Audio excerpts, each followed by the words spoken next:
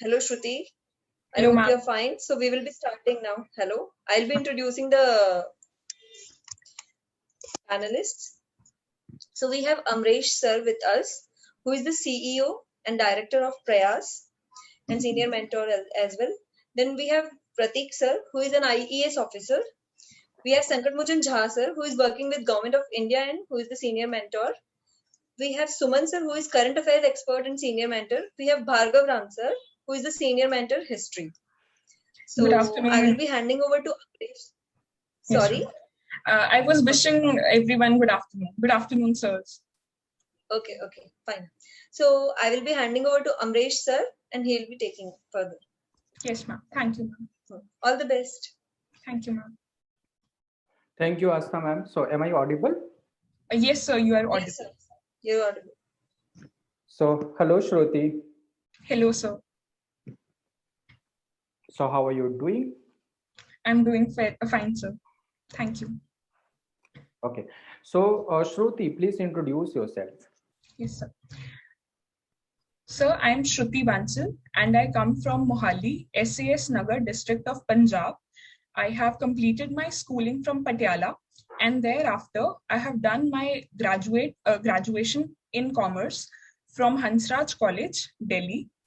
And so apart from curricular activities, there were a lot of extracurricular activities in my college that helped me shape my personality. Okay, so you are from Hansraj College. Yes, sir. Okay. So who are in your family members? Sir, we are 5 people, my parents, and apart from that, my elder sister and younger brother. Okay.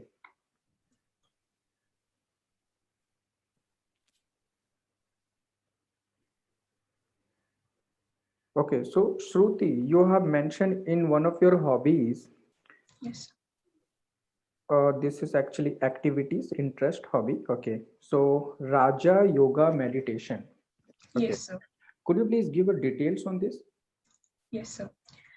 Sir, Raj Yoga Meditation is basically a combination of physical postures, that is asanas, meditation, and some moral principles which we have to follow in life. It is different from other forms of yoga, it's a holistic practice. So where we focus on all the components like our physical body as well, physical fitness and mental health, which till now has been neglected in India. So yes. So do we use any mantras or something in Raja Yoga meditation? No, sir. That is in mantra meditation, that is chanting. In Raj Yoga, it is up to us what kind of meditation we want to practice, whether it is guided by sound meditation or some concentration meditation. It is as per the person. Okay. So how much time do you give on this meditation on daily basis? Sir, I practice yoga asanas for around 1 hour and 20 minutes for meditation.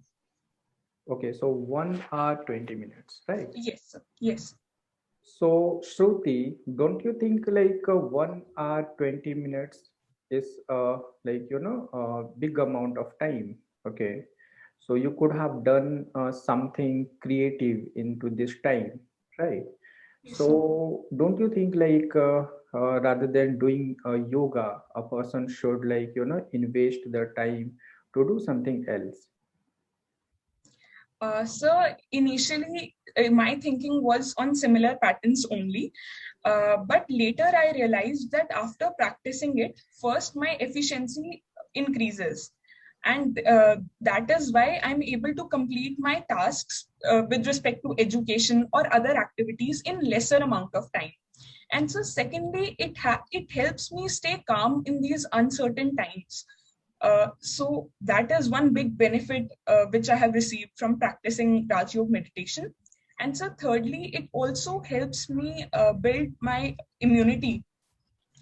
And I enjoy the 1.5 hour that I spend on it. Okay, very good. Okay. Okay, so what do you think? What is the importance of meditation in a common man life? So, meditation can help a person in many ways. Firstly, meditation helps one remain calm and tackle the adverse situations in a very calm manner. So the ups and downs of life are handled well. And so, secondly, if a person is able to devote 15 to 20 minutes of their time to meditation each and every day, that person will actually experience tremendous amount of energy and also connection with God. Okay, so don't you think it should be the part of educational curriculum in school, colleges, and all? Yes, sir. Definitely, I agree with that.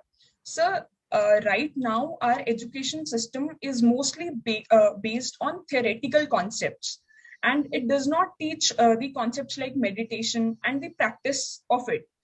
So, with this, I'm sure that students will have greater resilience, and the problems that we see of suicides and mental health, depression, these sort of problems will also decrease if we introduce it in our curriculum. So you mean to say that our current educational system is not proper? Sir, I would say that yes, there are certain changes and improvements that can be made in the current education system. But as per your discussion, it is very basic, like uh, basic subject, okay, to get implemented into educational system. So what do you think? Why it is not getting implemented?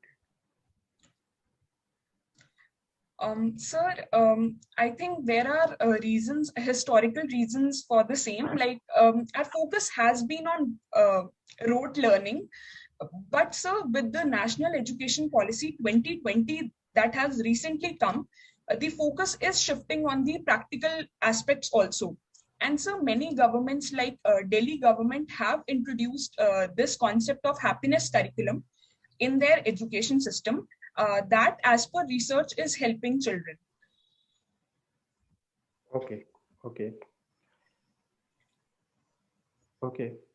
So I can see, Shruti, you were the general secretary of Culinary Arts, right? Yes. So what were the responsibilities of you being the general secretary? So first we had to organize a food festival, and our society was the only food society in the entire Delhi University, where students organized food festival at such a level. So in that, we had to collect sponsorships from various institutions. So second, we had to convince the food stalls and food vendors to come to our food fest. And so thirdly, I was the manager, where I had to handle if any adverse circumstances if any adverse situations came in the food festival. And so the situations did come, and I did handle them very well. So that helped me a lot in building my communication skills and my presence of mind. Okay, very good. Okay. So, what are the positive outcomes of organizing such a food festivals? So first is that it is a way to demonstrate the unity and diversity of India, where many different food stalls, food vendors come together. And so secondly, the college students also get to spend time with each other and get to know about the food culture of different states.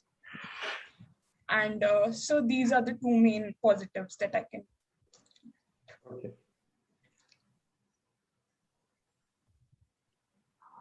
Okay, so you have handled a lot of things being the secretary of Culinary Arts. Yes. So, how do you think, how this leadership role is going to help you if you be an administrative, if you are into administrative service? So in the administrative service, one needs to have certain skills which I have developed as a leader in the Culinary Arts Society. Sir, first skill is the ability to network and collaborate with others. As we have seen that even in COVID pandemic, the government alone cannot serve all the people. So in Punjab, the oxygen langars have been started, and so the have been started so as to help people. So that ability, and so secondly, my ability to communicate effectively will help me in administration in a way that had it been the COVID pandemic, so I would have actually convinced the industrialists to supply oxygen, or convinced the food outlets to provide free food to the COVID patients. And so thirdly is the emotional intelligence aspect, where I believe that more than intelligence, emotional quotient is the most important. So, sir, even I developed that also during my tenure. Okay. So generally, like if you are in college, so if you organize any event or you go for the sponsorship, so maybe you can grab sponsorship or you cannot. Okay. Yes, sir. Yes. So suppose you were organizing food festival and you were not grabbing sponsorship. So what were your alternate plan for a financial, management and all? So, so this situation has happened a lot of times, and this has happened that many sponsors rejected to sponsor us at the end moment. So this was there, and so the alternatives that we actually found out were: first was, if they were not able to sponsor us in cash, we would ask them to sponsor us in kind. So that those, so for example, we collaborated with Zebronics, and they gave us some gifts, some instruments, which we could distribute in our games, which were organized during Food Fest.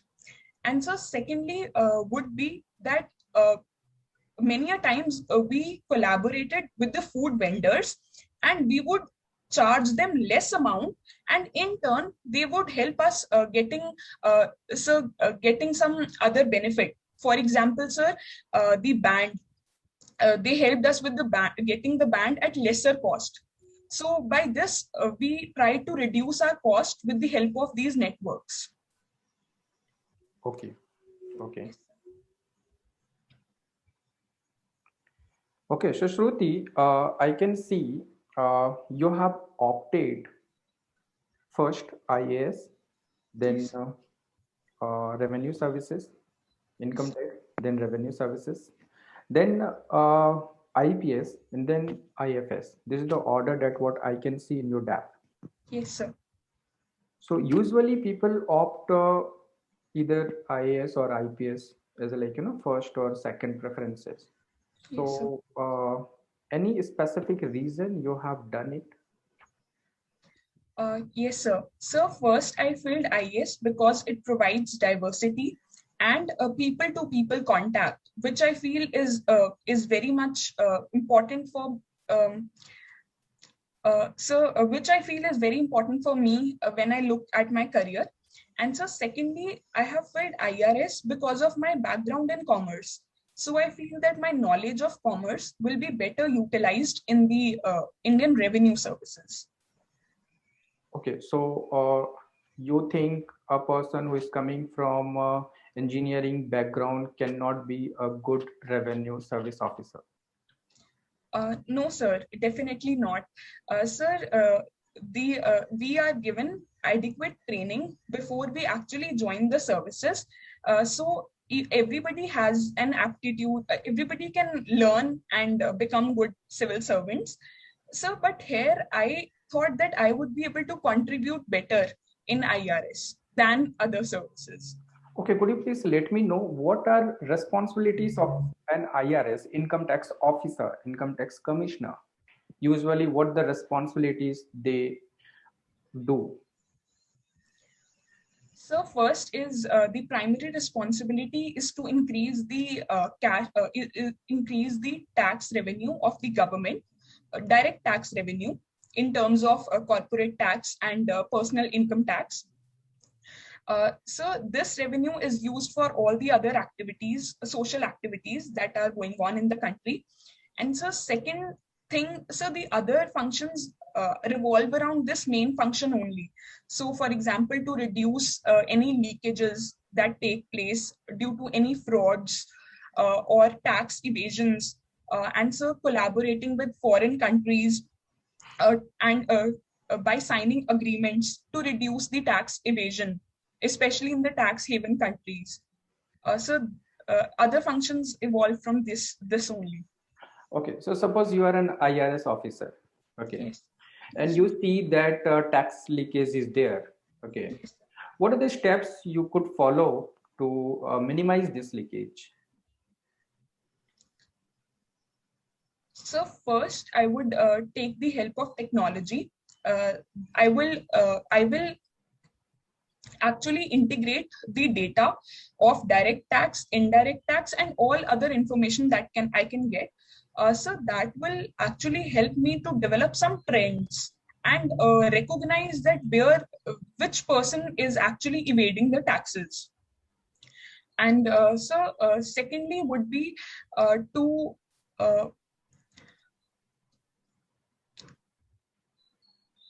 sir, could you please repeat your question? My question is, what are the steps you are going to take to minimize tax leakage? So in terms of income tax or GST? Any tax, let it be any tax. Okay. Sir, in GST, I will ensure that the fake invoicing is not done.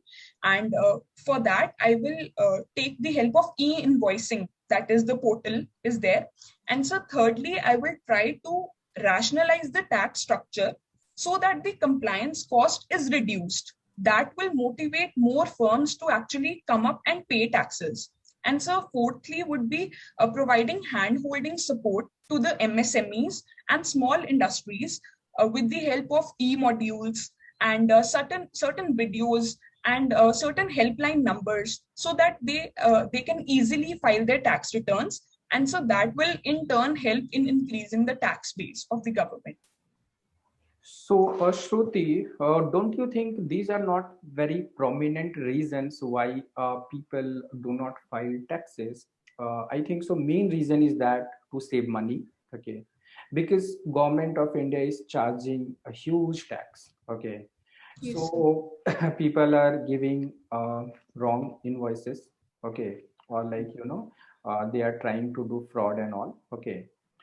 So my question is like, what are the steps you should take or you're going to take so that people should get appreciated and feel these taxes according to their choices in the sense like they like to feel taxes. Okay. One step that government of India has already taken is honoring the honest taxpayer. So that will, when we reward the honest taxpayers, even others will be nudged to pay the taxes, come forward and pay the taxes. And so secondly, we have to actually increase the technology interface and reduce the harassment that they go through by the tax officials. And so for that, the faceless assessment has been introduced. And so thirdly, we need to recognize them as they are the important partners in the welfare and growth of the country. Only if they realize that fact, so we need to actually nudge them and make them conscious partners in the growth of the country, and not just see them as passive citizens. So if we are able to convey them this thing, then I think definitely the benefit will be there. Okay, so could you please give an example how at present government of India is motivating taxpayers?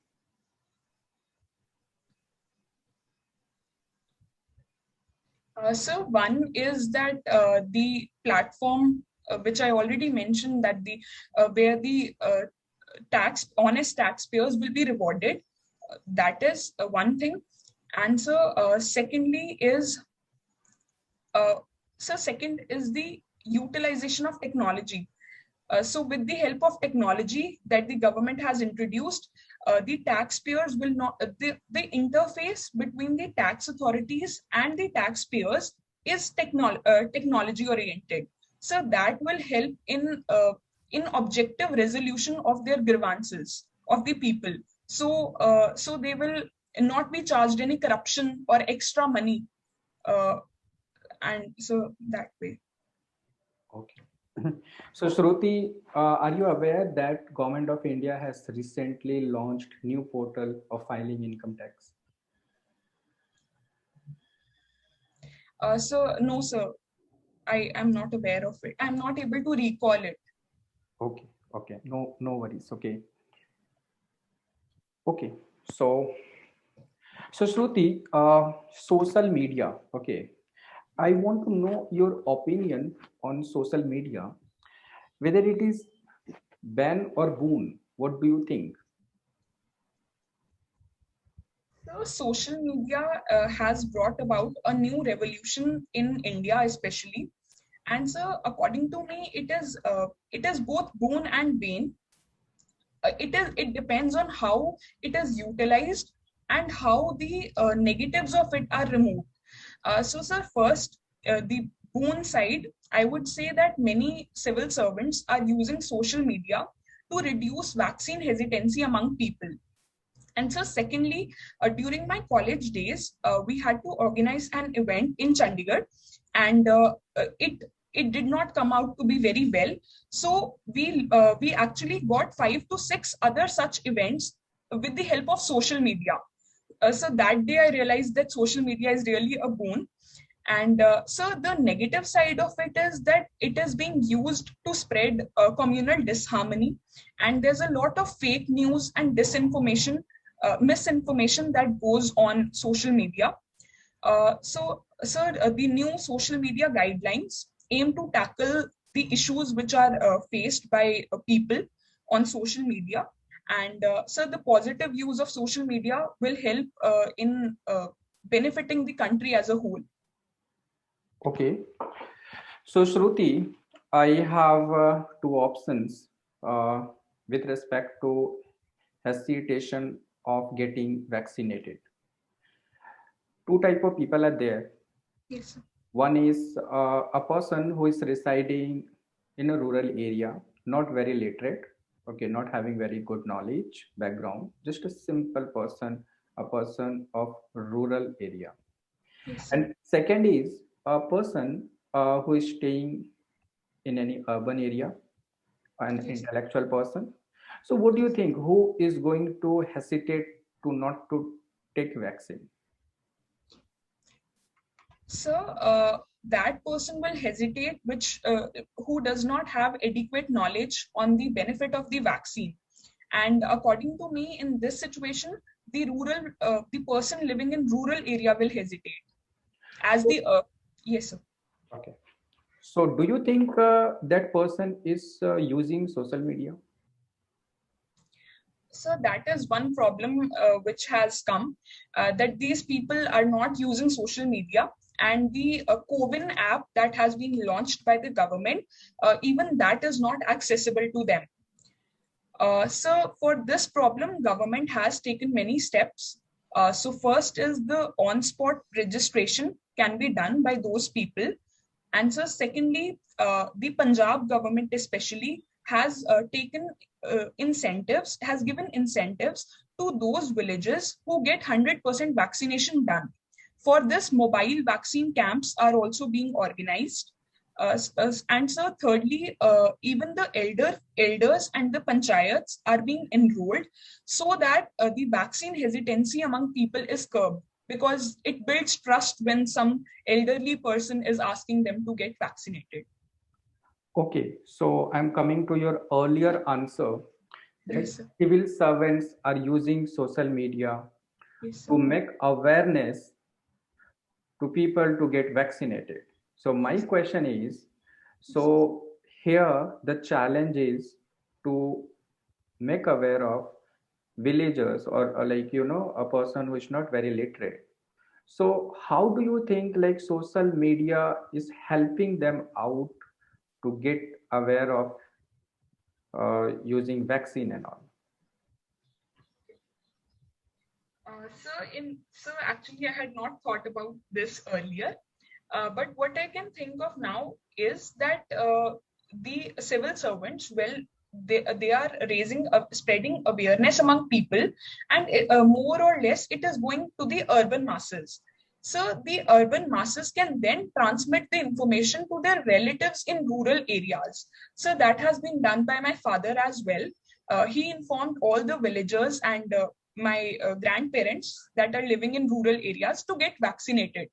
So that way, I think domino effect is there, which will help. It will not directly impact them as the digital divide is still huge, but this way it can have a positive impact.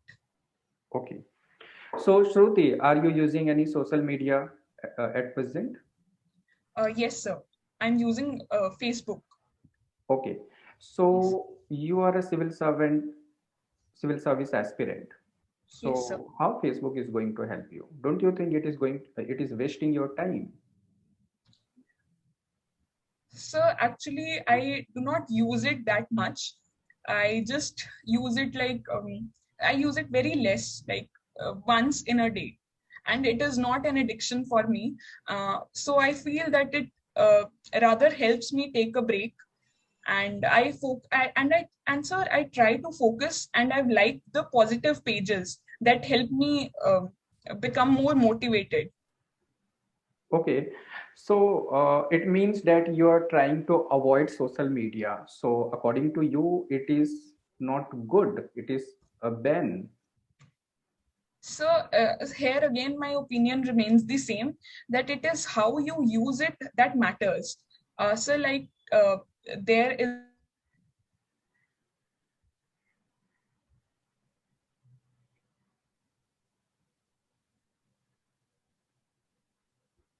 it is good, but at the same,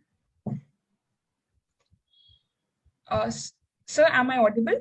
Yes, you are audible. So please Yes. repeat your answer. Okay, yes, sir. Sir, I'm saying that it depends on how the person uses it. So, like applications like Telegram can be a boon for a person who does not have access to Delhi and the resources needed for the civil services preparation, while it can be a distraction for people who do not have self-control. So at the end of the day, self-control matters the most. Okay. So coming from social media to media. Okay. Yes. So what do you think? What is the importance of media in common man life? So media is rightly regarded as the fourth pillar of the democracy. And so in common man's life, media actually provides information on the various news and developments that are going on in the country. And so if used positively, it can have a positive impact on every man's life. So for example, spreading awareness about the green initiatives that has been started by NDTV. And so similarly, many social evils that are present in our society can also reduce if the media is properly channelized. Okay, so but you think you can see nowadays media is not like using their power always in a proper way. So what are the actions or any law that authority is taking to keep media on a proper track? So one is the Press Council of India, that takes care of the newspapers and other such publications. Uh, so I'm able to recall this much only. Okay, okay. Okay. So, Shruti, suppose you be an IAS. So, Yes. what will be your priorities area? So my priority areas will differ from place to place where I'm posted. Like if I'm posted in Sangrur, my maximum focus will be on health and education, whereas the health and education aspect in Mohali is largely covered. So I will have to focus on other areas like slums that are being developed, and so promoting it as an IT hub of North India. Okay, so what are the challenges you could see in education system in rural area? Yes, sir. So the challenges are manifold. So firstly is that the infrastructure is not proper in the rural areas in terms of benches, proper classrooms and toilets. So due to lack of toilets, many girl children also drop out from the schools. And so secondly is that the teachers are not trained properly, due to which they are not able to engage the students properly. And so thirdly is that the teachers' involvement in non-teaching work is a lot, and they are assessed on those parameters. For example, conducting the elections and getting the construction work done rather than improving the learning outcomes of children. So these are the major challenges that I can see in rural areas specifically. Okay, but what I can observe, what is my opinion, it is my opinion that teachers are not coming regularly to school. Okay, so if teachers are not there, what will you do with infrastructure? So this is the major challenge, and for that, government of India has introduced a biometric system, but still teachers are somehow manageable to make their attendances if they do not come then as well. So how will you manage this situation in your district? So with respect to teachers not coming to schools. Yes, that's a very big problem actually. So, so for that, I think the main improvement that we can make it is to actually generate passion in them for the teaching, because because right now, and that passion can be internal as well as external. So, sir, certain kind of incentives can be given to the teachers uh, so that they come to schools regularly, and they can be made to realize that their presence does matter and affects the children's lives and ultimately the future of our country. So if we are able to convey this thing to them, then I think we'll be able to bring them to schools. Um, so yes, this is what I can recall. Okay, so you are trying to keep motivated teachers. Yes, sir. Multiple reasons, right? Yes, sir. Government of India is already providing good salary to them. Government of India or state government, okay, I mean, okay. Yes, sir. So if they're getting handsome salary, they can manage their attendance, okay. So of course they will not come. And if you do motivate them, so if you are into work and you get a handsome salary, that is the biggest motivation, okay. Yes, sir. And suppose you visited one school, okay, and where you found teacher is not there, okay, you Yes, consulted with villagers why teacher is not there. So they said he is residing nearby village only. Once he feels okay, he comes. He does not feel, he does not come. yes, sir. So in that scenario, I don't think so your motivation, or even you cannot give financial motivation immediately and all, okay. Yes, sir. So what actions you should take? So in such a situation, then definitely this calls for a strict action against the teacher, and a certain kind of penalties can be laid on the teacher for not actually coming to school and coming on their own wish. Sir, for this, I think first I will talk to the teacher and get to know what exactly the problem is, whether the person is facing some genuine problem, or it is due to some other reason. Sir, after doing that, I will try to I will give last warning to that person.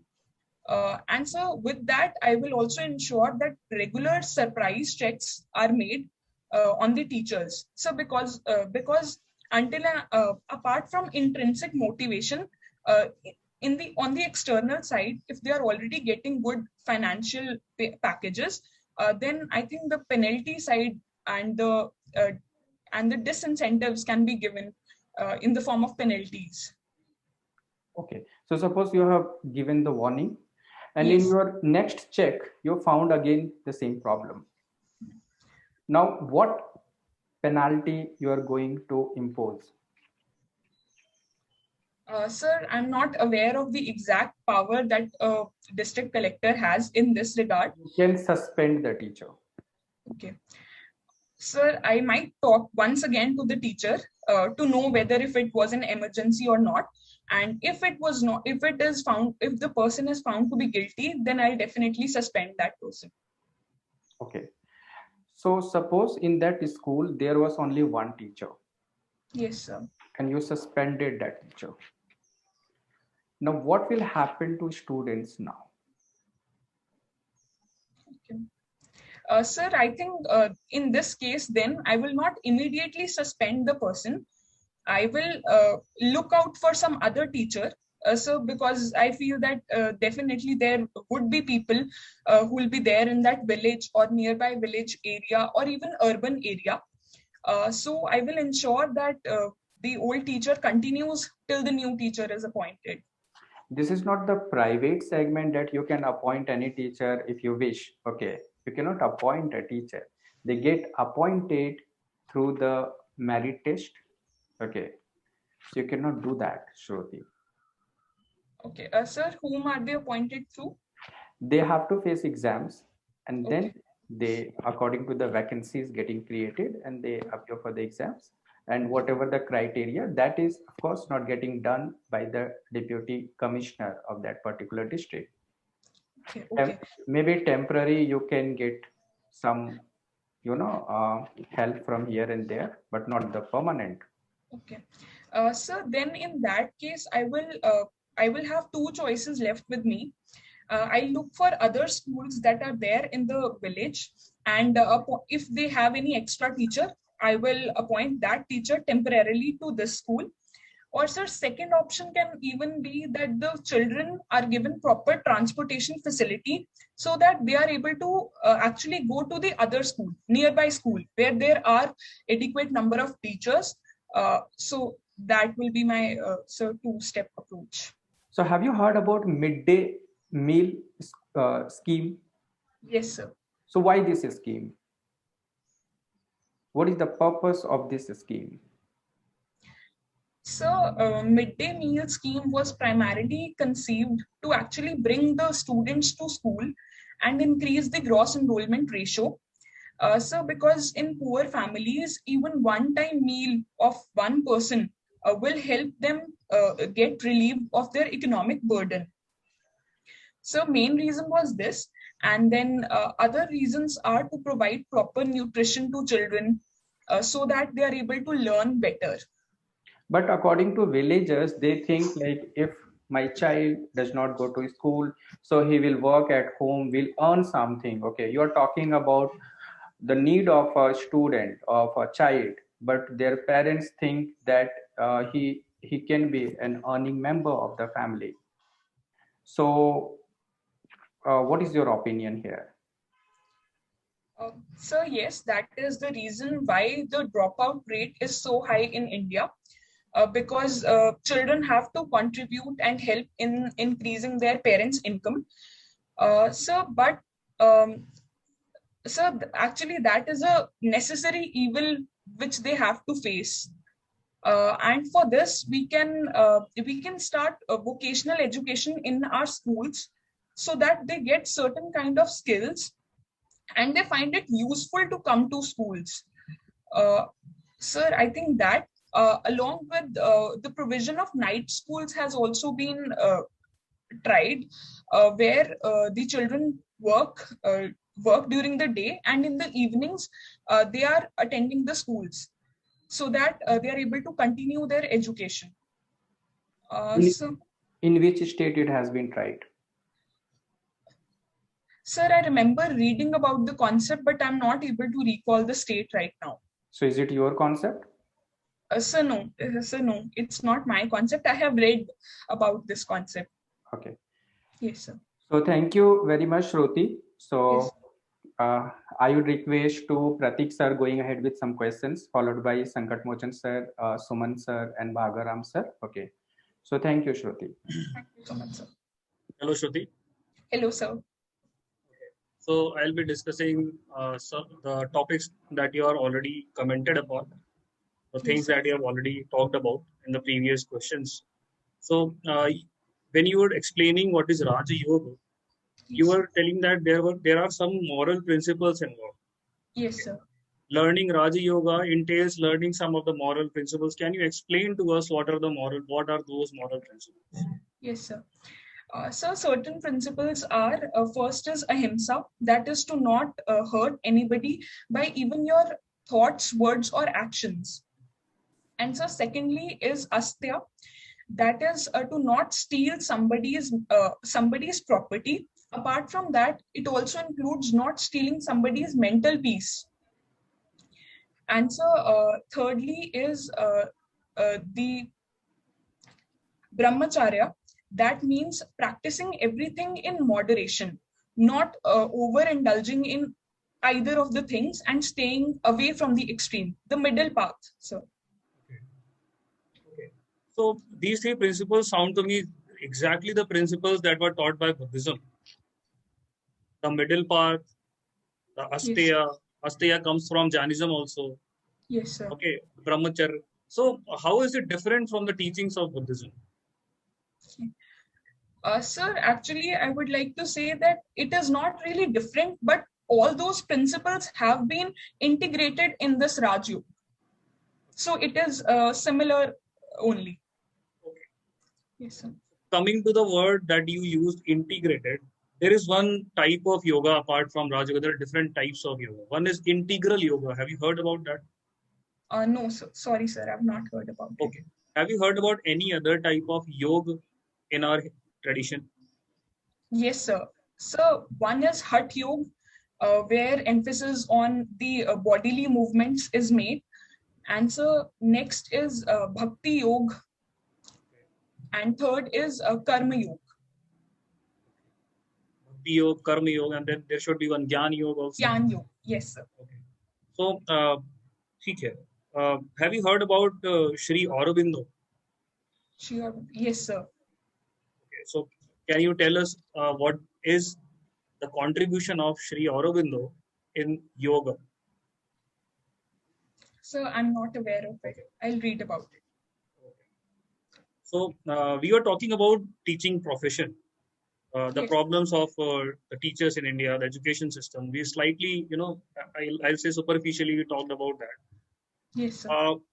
I want to hear it from you that why is it that the bright students are not going into teaching profession? Do you agree with this notion that bright students are not going into teaching profession? If yes, then why? Can you explain it? Can you give some reason?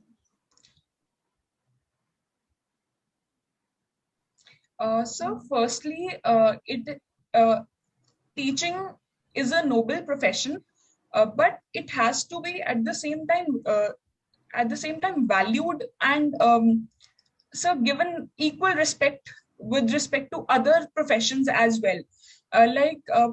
Students mostly want to become engineers or civil servants and not go into teaching. So that is so I'm able to recall this, that it is so shall I try? I'm not sure. Yes. Take a breath and take 10 seconds and then try. Okay.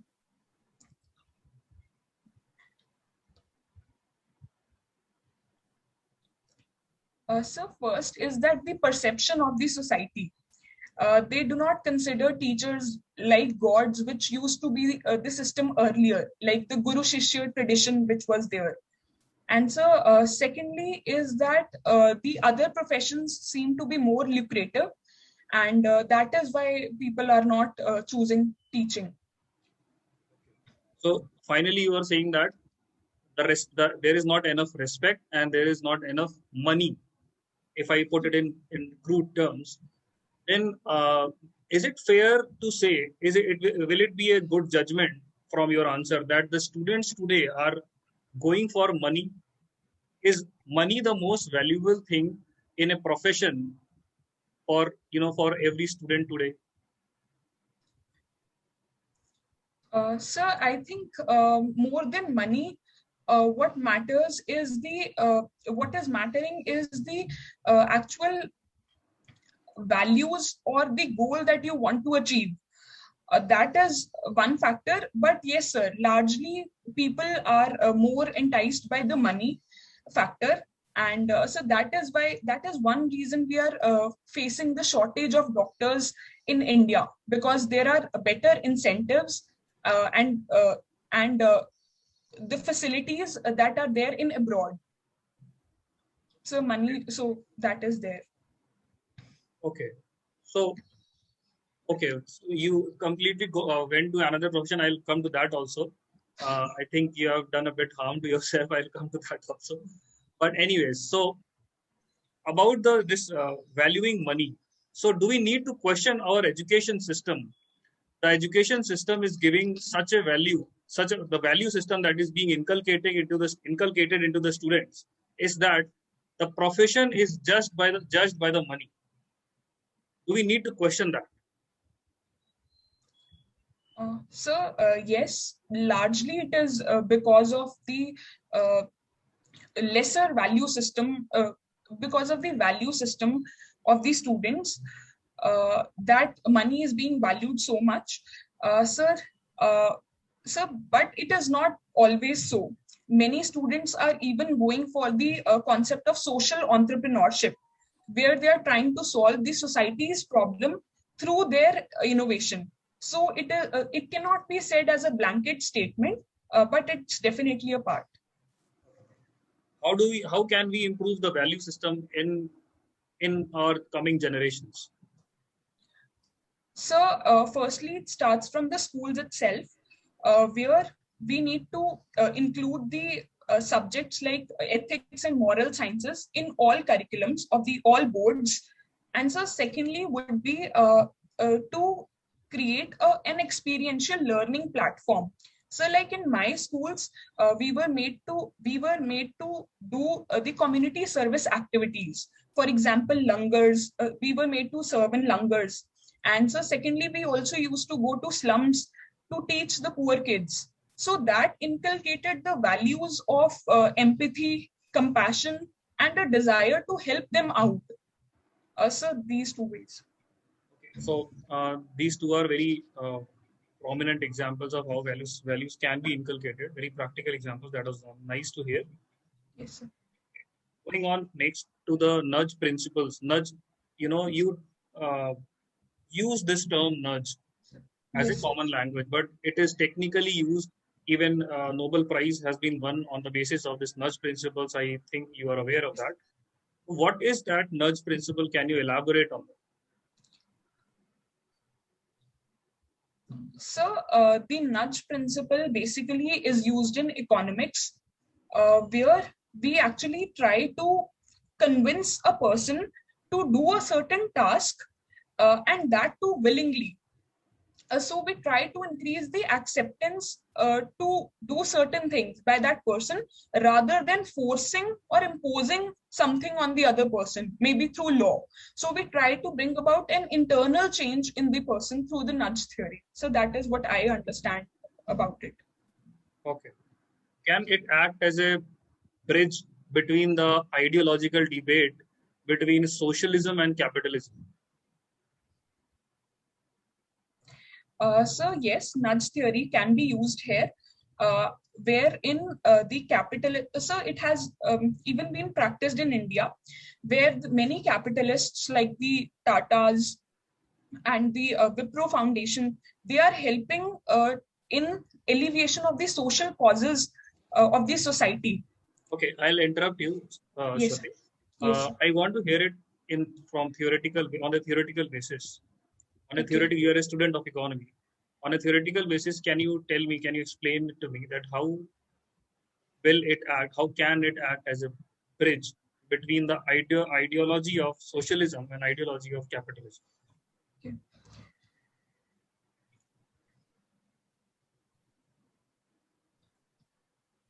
So, as per theory, the capitalists can be nudged to contribute to the social causes. Sir, actually, I'm not very well aware of it because I'm a commerce student rather than an economic student. So that's why. Okay, anyways, Yes, sir. so we were discussing about this social media and mainstream media, Yes, and sir. there are different problems in both the forms of media. One of the main problems, one of the prominent problems with social media is that several social media platforms tend to be addictive for, I'll say, a fair proportion of people. Yes, sir. Can you explain how does that happen? So how they are addicted to it? How one person gets addicted to a social media? Is it a problem of the person or is it the problem of the social media itself? So I think it is the problem lies in both over here. The social media, because it actually the posts that are posted on the social media are more like they provide a reaction in the brain where a new information is provided, and more often that information is very different. Sir, I'm not able to express it, but there are several clickbaits that are used in social media platforms, so as to attract the people and attract more and more traffic to their site. And on the user's side, the lack of self-control, and so that can be there. Have you heard about dopamine? Yes, sir. That's what I wanted to say. Yes, sir. So what do you wanted to say regarding how will you connect dopamine with the addiction? Okay. Sir, actually, whenever we see some sort of new information, and that too something different from what we already know, then our brain, then the dopamine enzymes are released in our brain. And sir, several tests have been conducted on the rats that prove that the dopamine release leads to addiction, because the person wants to experience the same feeling of the dopamine release again and again. So that ultimately leads to addiction. Is dopamine an enzyme? Dopamine enzyme. Yes, sir. As far as I know, sir. I'm not sure about it. Read about it further. Okay. Anyways, there was one small discussion about the mainstream media, and you said that if used positively, Yes. then there can be many good things happening in the society. Now, what I am listening, what I am hearing is something very theoretical, something very ideal that is probably not practically possible. So can you correct me on that? So actually, what you are saying is right in certain aspects, because we have seen that media is not able to play its role properly in these times. Is there a systemic problem?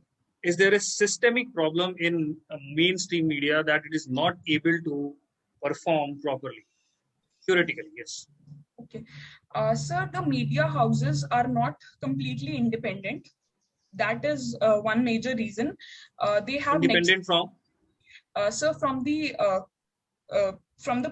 politics, as well as the corporate houses, corporate business houses. Okay. Okay. So that is your answer, right? Yes, sir. Okay. Thank you. I'll hand it over to Sankat Mochan, sir. Yes. Thank you, sir. Thank you, sir. Hello, Shruti. Good afternoon. Hello, good afternoon, sir. Would you want to have some water or something? Yes, sir. In case, yeah, make yourself comfortable. Thank you, sir.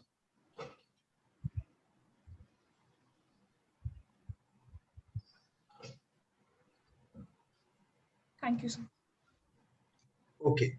Shruti, I'll ask a few new questions, and then I will also want to, discuss some aspects of, certain aspects of things that you have already been discussing. So Yes. we'll begin with some new questions first. Yes. Tell me something about the Bhakti movement and how is it associated with the rise of Sikhism? So the Bhakti movement started as a response to the increasing traditions of so the culture wherein the traditional practices and a certain other rules were. Sir, can I rephrase the answer? Of course, you can. Yes, sir. So the Bhakti movement aimed to tell people that they can connect with the God directly, and they do not need any intermediary or any sort of havans for actually connecting with the God. So, sir, its link with Sikhism is that Guru Nanak Dev Ji was a Bhakti saint, and it was him who started the concept of Sikhism, the religion of Sikhism, wherein he gave certain principles like there will be no discrimination in the form of caste, gender, or any other form of discrimination, and God is one. So that reiterated the Bhakti movement principles. Okay. All right. Do you know something about the due process of law in the context of the Indian Constitution? Yes, sir. I've studied about the due process of law. Could you elaborate? Yes, sir. We shifted from the procedure. Um, our orientation was shifted from the procedure established by law to the due process of law, wherein we focused that the parliament can make laws, and apart from the procedure, and the laws need to be actually correct with respect to the principles enshrined in the constitution. That is the basic structure. So apart from it being procedurally correct, it also has to stand out and be as per the principles and the spirit of the constitution rather than just the words. Okay. Very well. What do you know about the European Union? So European Union is a custom union where they have the European countries have come together for a better integration of the European countries. And so with that, the trade and commerce between them has increased, apart from the movement of professionals in each other's territories. And that makes European Union as one of the most integrated regions of the world. So among the top 3 regions of the world.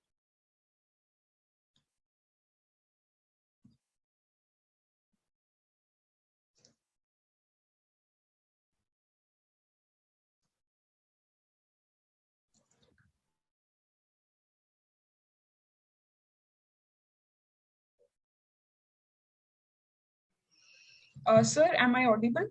Yeah, you are audible. Sir is like there is some technical issues. I think sir is joining again. Just Okay. Yes, ma'am. wait a while.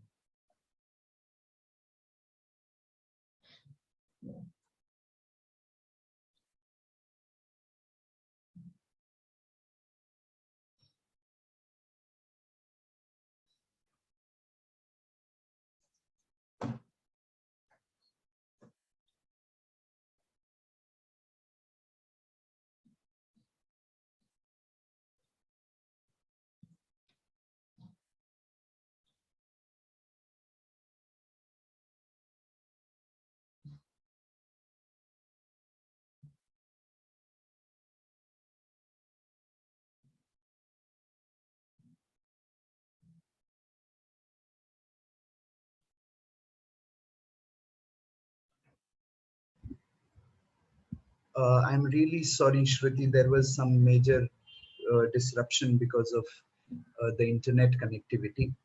We had begun speaking about the European Union, and I couldn't hear your answer. So, if you could very quickly tell me something about the European Union. Yes, sir. So the European Union is a bloc of European nations where they have come together for several reasons. So first is to integrate, to increase the trade and commerce among them. And next is the free movement of professionals to increase the services sector.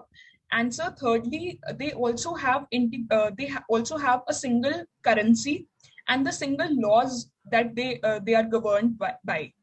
And so it is among the top 3 regions, most integrated regions of the whole world. Okay.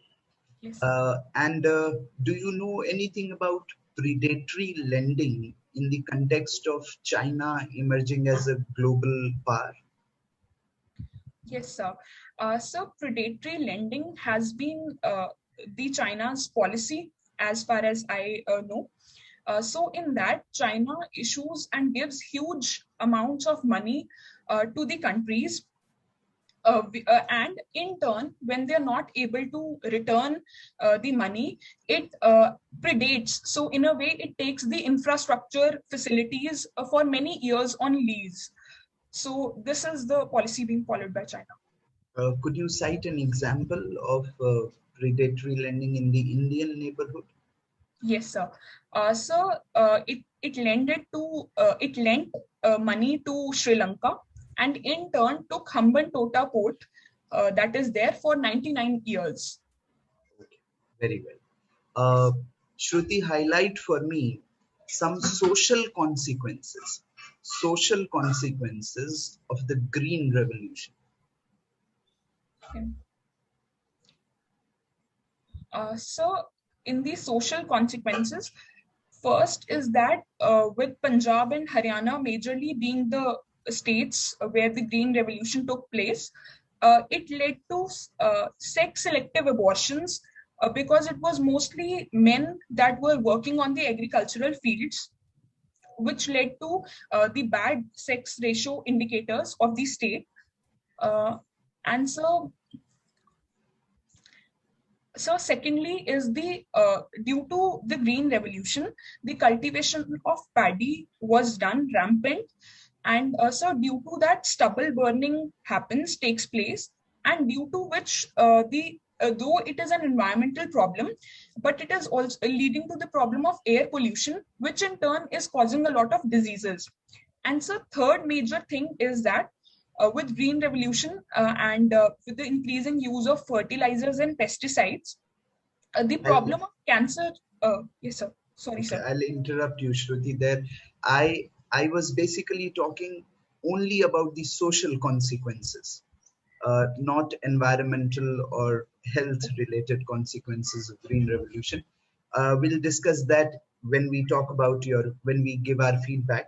We'll discuss more about that when I give you your feedback. Yes. Very quickly, tell me, what is presumptive taxation?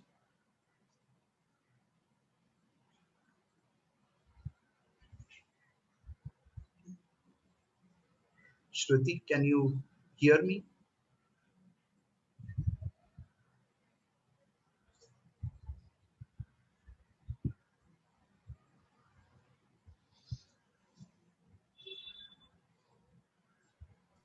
I think she got disconnected. Like she's there, but she's not able to listen you. So just wait for a while. All right.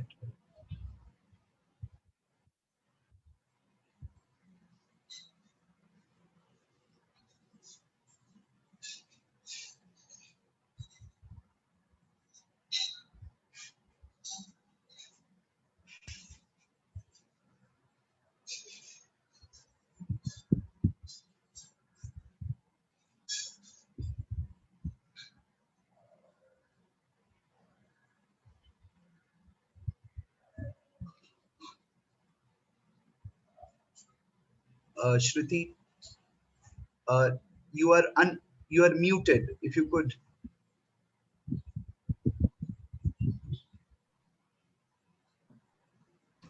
Sir, Yes, am I audible? yes, you are. Good to Okay, have you back. yes, sir. Yeah, so quickly, tell me something about presumptive taxation. Yes, sir. So presumptive taxation in the Income Tax Act is that when a person pays taxes on the net revenue earned by the company, rather than making proper statements of profit and loss and balance sheet, the person simply pays the amount. So it is, according to me, it is when the turnover is less than 2 crore rupees. Okay. He pays what? He pays Uh, the so, revenue. so, so the tax is paid as a percentage of the revenue rather than the profits. Okay, as a percentage of the revenue. Yes, And sir. how much of the revenue? The entire revenue? No, sir. So,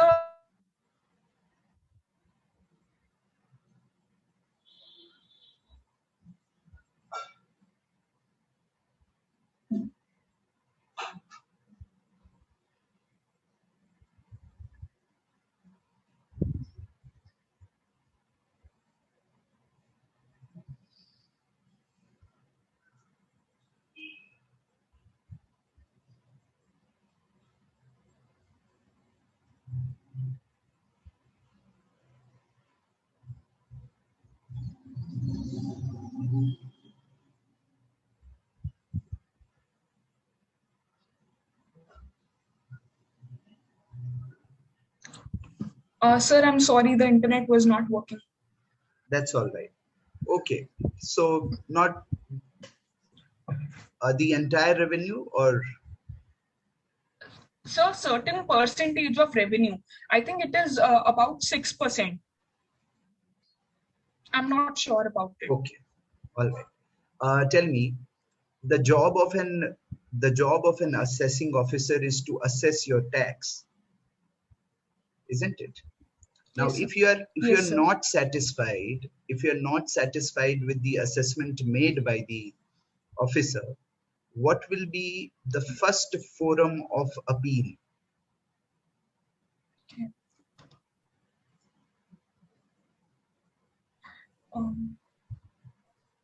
Sir, with the faceless assessment, the things have changed. Earlier, it used to be a single officer to whom case was filed, and now it will be a group of officers. So that is what I know about it. Do you know about the rank of that officer? Okay. No, sir, I'm not aware. Okay.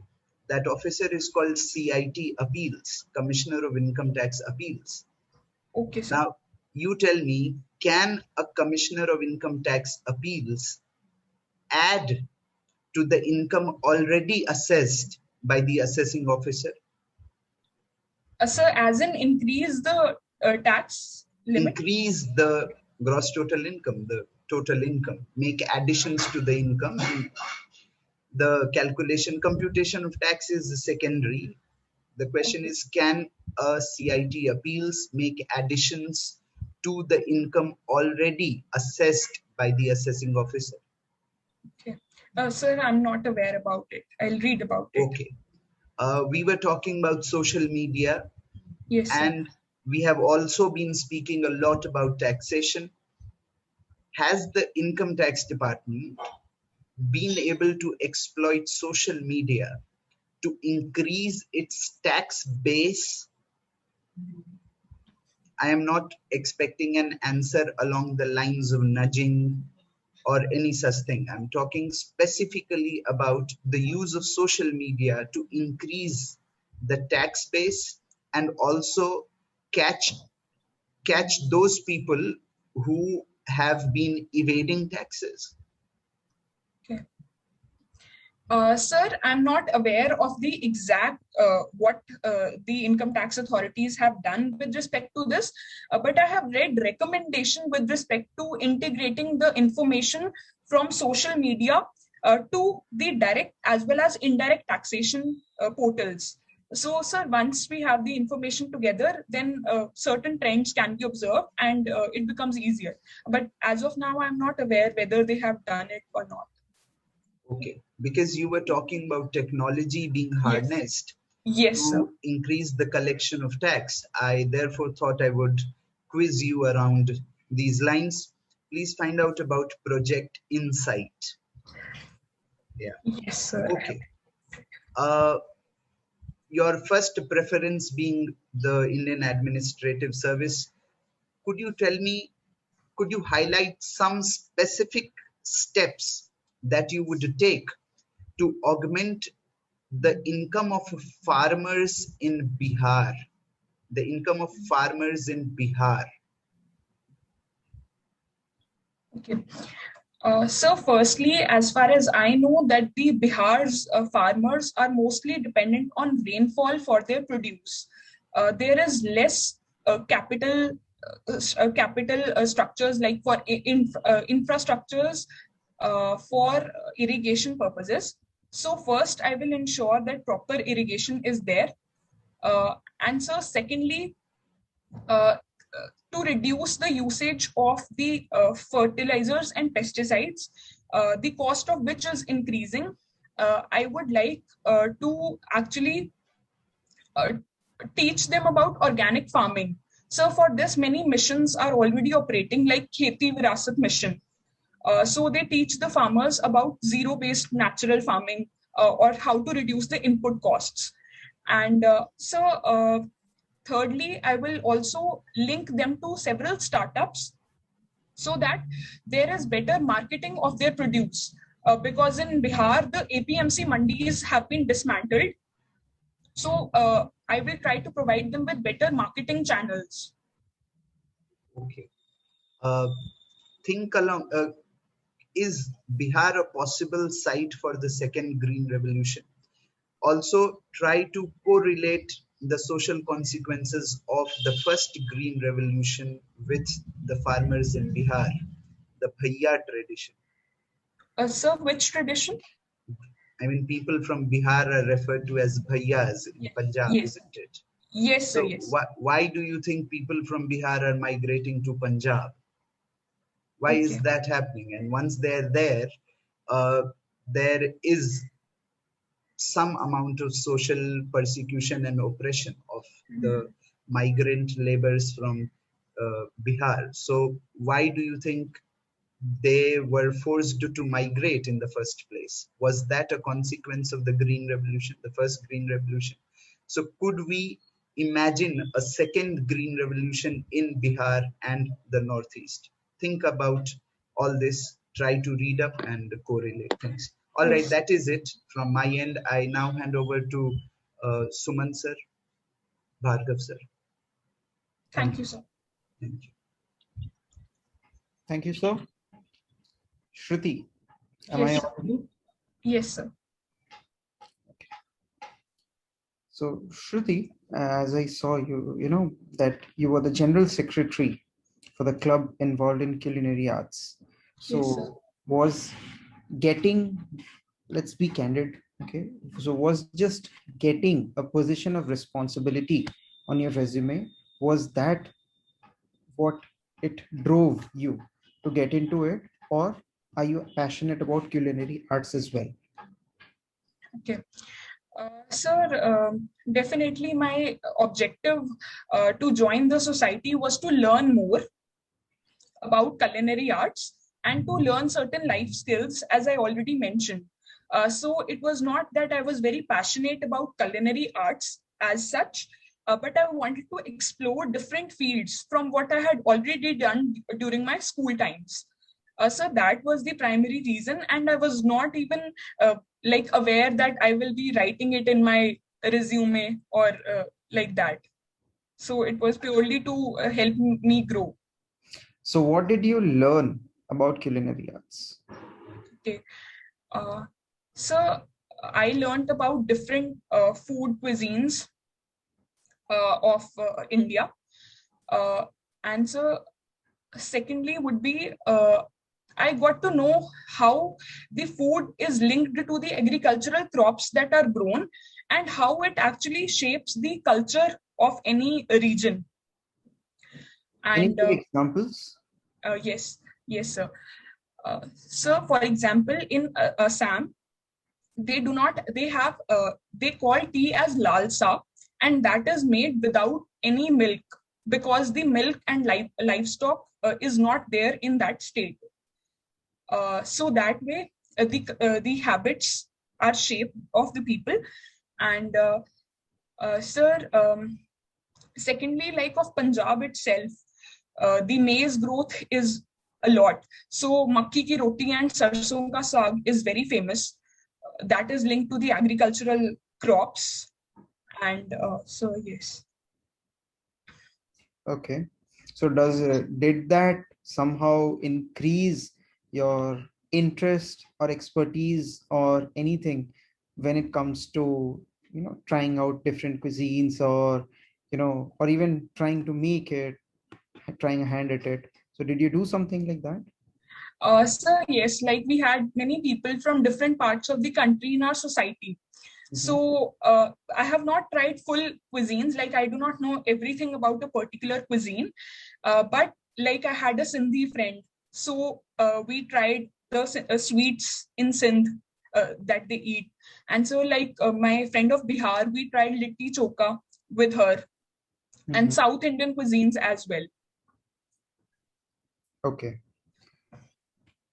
So how do you think, when, considering India is such a diverse country, considering, let's say, you are posted, you are deputed as an IAS officer, as a collector, or as a district magistrate of a certain district, how do you think, and it's a common, it's a common adage or a way of saying that food unites people together.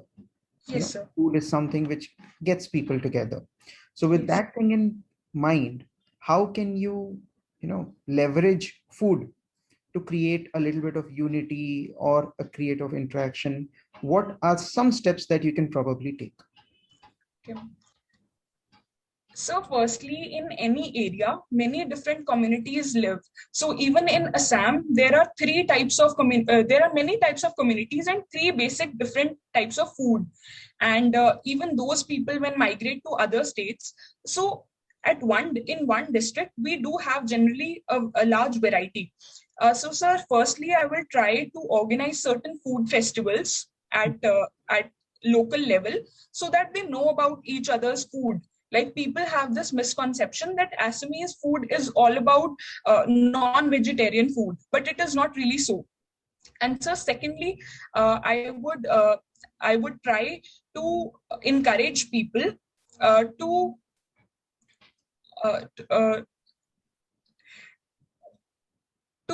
bond over food. So like many festivals are there where people actually bond over food. So I will make sure that the festivals are celebrated with great pomp and show, and people are united, at least during that time, so that throughout the year also the unity is maintained. Okay. So coming to another aspect, you ended up saying that, while practicing Raj Yoga, correct me if I'm wrong. So you said that ahimsa is one of the pillars or one of the key aspects of the kind of yoga that Raj Yoga is. With that assumption, do you think, the so-called Gandhian principle of ahimsa or non-violence is something which should be the first go-to approach for a civil services officer? Like, do you think ahimsa is something which can be implemented on ground as a civil services officer? Because the reason of why I'm asking this is, at the same time, one needs to understand that, desperate times call for desperate measures. Yes, sir. So, and these two principles are being entirely, contradictory to each other. One is the approach of non-violence or ahimsa. Let's say I'm just giving an example. Let's say a communal riot is happening in a district. As a collector or as a person who's, responsible for the bureaucracy of that state, is it justified, or can you say that ahimsa will work there? Sir, our first approach should always be ahimsa, wherein with the peaceful measures, we are able to convince people to not go ahead with the violent activities or with the spreading of communal disharmony. Sir, like I would like to That has already happened. Please understand, let's say riots have taken place in a Yes, sir. place, Yes, sir. forget about rights. What I meant to say was, can you say that ahimsa in today's times, especially where, we are seeing that the society is getting intolerant day by day, wherein, such polarizations, such discriminations, such things happen. Do you think ahimsa should be the way to go ahead? So actually, ahimsa cannot be the ahimsa should be practiced, but it is not always right to do so. Sir, like I've heard that even fighting against the evil, in this case, the communal disharmony and all those negative aspects, even fighting those, even with the use of violence, is ahimsa. So, because we are trying to protect the greater social good over here. And so at such times, definitely use of force has to be used, and that is why powers have also been given to officers. But according to me, that should be used as a measure of last resort. Okay. Shruti, if you're aware, the last week, we had a very big meeting of the Gst Council. Yes, sir. So the Gst Council consists of several members. Yes. How is the voting in a Gst Council done?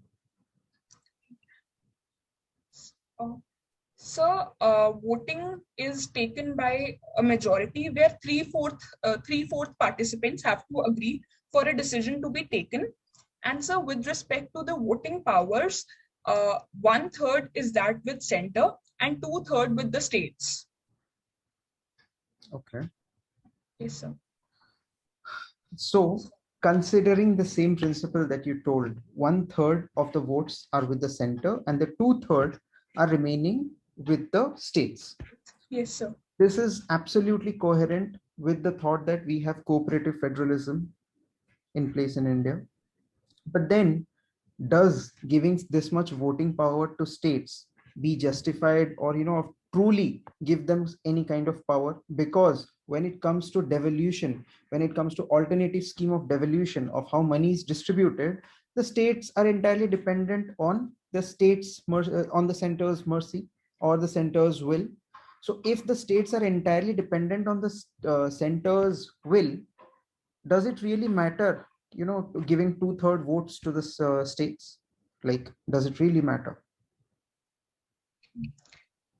So the GST was introduced with the promise to actually compensate the states for the losses that they would bear, and it was also it was agreed by the states due to the voting share that they had, like more than center. If all the states come together, they can actually overturn or not let the decision take place. Mm-hmm. If any decision is taken in GST Council, sir. Many differences are there between center and state, due to which it is not able to function properly. And so much of this is also due to the lockdown, which actually reduced the GST collections, particularly in the last year. So yes, sir, the voting power of 2/3 that is given to the states actually does matter, because with that only the decisions are taken.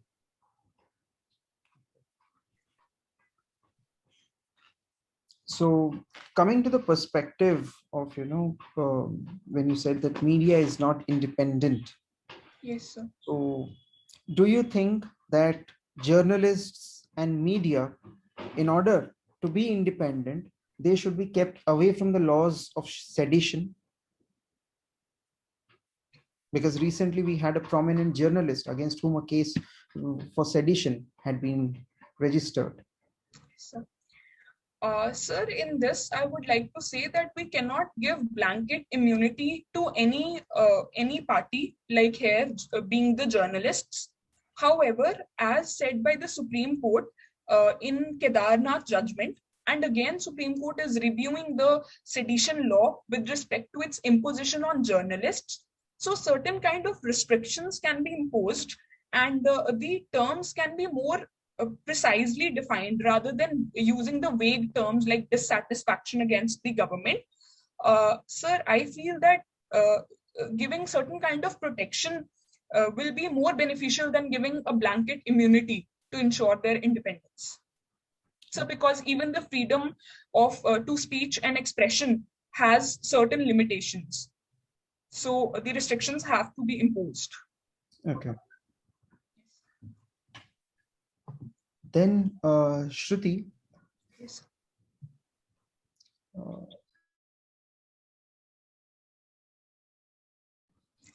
Yes, sir. Am I audible now? Yes, sir. There was a small connection issue. Yes, sir. Yes. So when it comes to a district, you have been asked about vaccination. So this would be my last question. You said that social media can be used as a platform to remove vaccine hesitancy, right? First of all, let me ask a question. Have you been vaccinated? So yes, I got the first dose done. Okay. Which vaccine was it? So it was Covaxin. Covaxin. Okay. So 2 vaccines are available in your district. One is Covaxin and one is Covishield. Yes, Some people, let's say it's a rural district. Some people are saying this, that we know how a vaccine works. We know that you are essentially giving us the weakened form of the virus into our body. And because of this, there might be a chance that some of the virus may be alive. So we do not want this vaccine. So we do not want to get vaccinated. Yes. How will you convince them, and which vaccine should they opt for, compared to Covaxin or Covishield? Are you aware of the mechanism of action of the 2 vaccines? How the 2 vaccines work? Yes, sir. So yes, this is there, that the virus is weakened and not actually dead in one of the vaccines. I'm not able to recall which one. So that is the thing, that vaccines reduce the risk of fatality. And right now, we only have vaccines that can be the ultimate savior. We do not have any other inventions that can save people's lives. So, sir, sir, the question was, how will I convince them? Yes, sir. Is there any vaccine available currently which does not use the coronavirus? Which does not have the weakened form of the coronavirus? Sir, yes, there is, but I'm not aware of the name of it. Okay. Yes, sir. Okay, yeah, please go ahead. So, sir, firstly, I can actually convince the elders of the village and the panchayats and show them that as per the research, so there are differing researches, but many research has proven that after vaccination, the chances of the person dying will reduce. And although the person can contract the COVID, the virus, but then the chances of death decrease, and there are more, and the immunity will be built, so that if actual virus attacks, the person is saved. So, sir, with the help of elders and panchayati Raj institutions, and so other way to reduce vaccine hesitancy can be through nukkad nataks, which can take place in the digital form.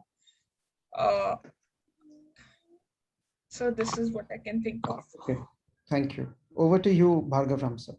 Yeah. Hi, Shruti. Okay. If you want to have some water. Yes.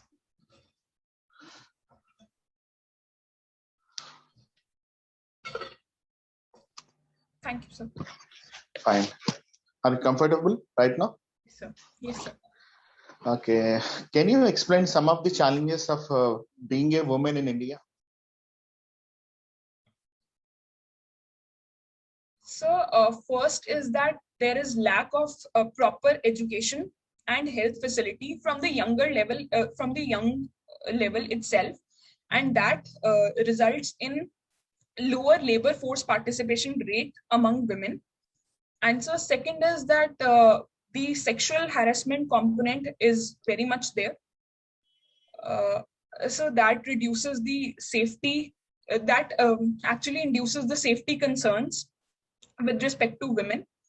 And so thirdly is the glass ceiling effect that we have seen due to certain prejudices in the minds of people, which does not actually let women grow and come at leadership positions in the country. Okay, fine. Yes. Can you explain the functions of CAT, Control Audit General? Yes, sir. So the Comptroller and Auditor General in India, he audits the accounts of all the consolidated funds of India as well as that of states. And secondly, he audits the accounts of all government departments, PSUs, and all such ministries that come under the government. So this helps in identifying where the leakages have taken place and the frauds, basically. So, but there's a problem with this, that it is more of a post-mortem exercise. Can you suggest any solutions to improve the efficiency of CAT?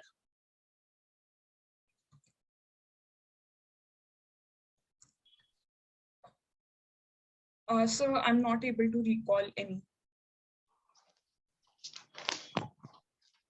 Okay. Can you tell me the corporate tax rate in India for foreign companies? Corporate tax rate in India for foreign companies. Okay.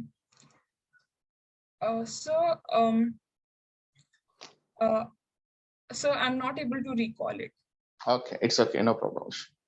Okay, yesterday we had a World Environment Day. Yes, sir. Okay, what is the stand of India regarding the world environment? So India is very much committed to the environmental principles that are enshrined under the Paris Agreement. And so for that, we have committed certain targets.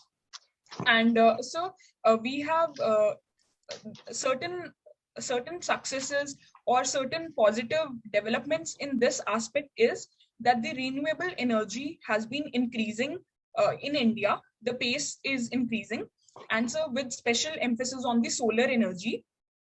So secondly, we are also increasing the afforestation, and our tree cover and our forest cover is gradually increasing, though not up to the mark, but it is increasing.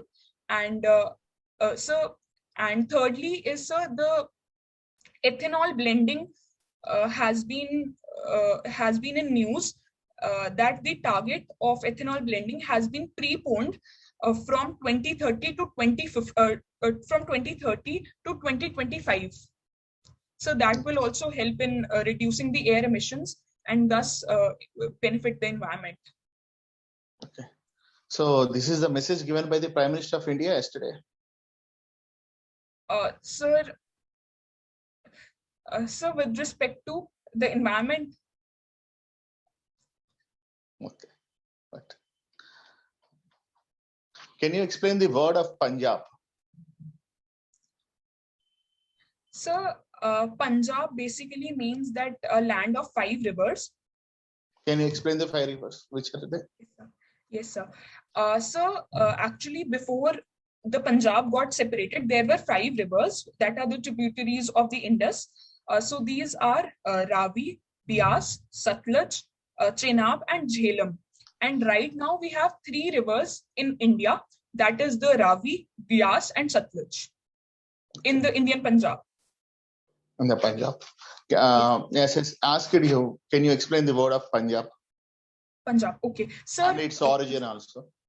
Okay, sir, from what I know, Punjab basically means Panj Ab.